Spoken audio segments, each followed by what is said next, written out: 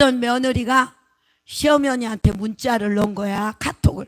뭐라고 넣냐면, 어머니 나이 드신 거는요 자랑이 아니에요. 누구든지 다 나이는 드시는 거고요. 자식들은 알아서 잘 살 테니까 왜 전화 안 한다고 혼내지 마시고 친구들하고 즐겁게 지내세요. 우리도 할 일이 너무 많고 볼 일도 많고 이러기 때문에 어머님 신경 쓸 일이 없어요. 그러니까 어머님 아버님 두 분이서 나이 많이 드셨다고 힘들다고 그러지 말고 남들도 다 나이는 먹은 거니까 알아서 잘 사세요.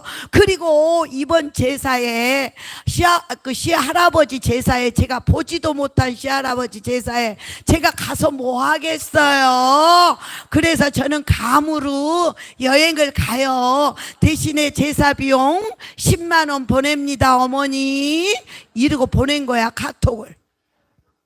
그러니까 어머니가 카톡을 답장했어.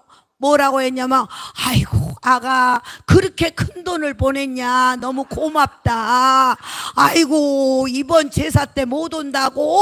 안 그래도 이번 제사 때에는 내가 뒷산 있는 거 우리가 오래 살면 못 오겠냐, 팔으면 90억이라 그러고 상가 있는 거 팔면 60억이라 그러는데 너희들은 안 온다고 허니 네 형님하고 딸내미한테 반틈씩 나눠줄란다. 괌에서 재밌게 놀거라. 이렇게 보낸 거야.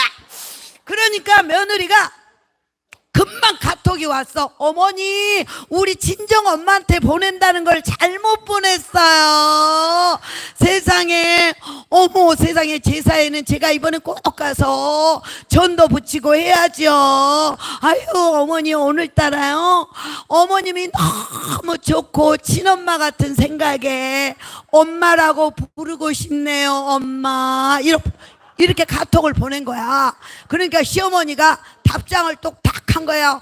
어머 아가 네가 나를 엄마로 생각한다고 하니까 나도 너가 너무 딸 같다. 근데 내가 나이 먹어갖고 10억으로 잘못 썼어. 다름이 아니라 90만 원이고 60만 원이야. 어찌됐든 네가 제사에 와서 음식을 다 한다고 하니까 나는 바랄 게 없구나 딸아.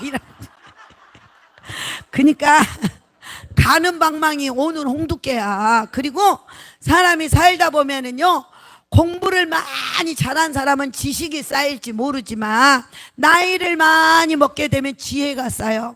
지식을 이기는 게 지혜야. 해본 놈한테는 못 당해. 해본 놈한테는.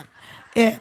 그러니까 여러분들 지금까지 정말 잘 오셨어요. 너무너무 잘 오셨고 행복한 마음으로 이렇게 오늘날 우리나라가 이렇게 발전하기까지는 여러분들의 노고가 없었으면 안 돼. 그쵸? 자식 일이라 그러면 그냥 물불 안 가리고 다 해가지고 훌륭하게 장성하게 이렇게 만들어 놓은 여러분들이 있기 때문이 그래. 자, 엄지손 탁 올리면서 나는 왜 이라고 멋질까? 이래봐. 시작. 나는 왜 이라고 멋질까? 예, 여러분 정말 멋져요.